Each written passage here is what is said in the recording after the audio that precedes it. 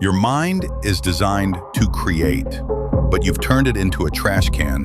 Scrolling, noise, endless junk. You're letting other people's thoughts drown your own. You wonder why you can't think clearly? Why your ideas feel dead? Calmly, your mind is ready, but it needs you to clear the noise. Your mind is a garden.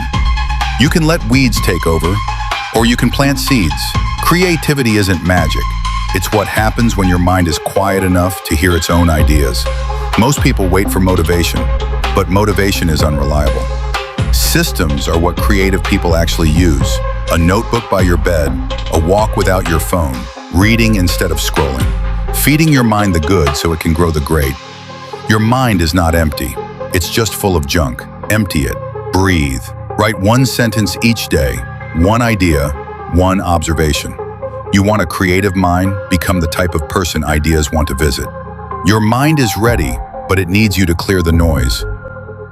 Hit subscribe and let's rebuild your mind together.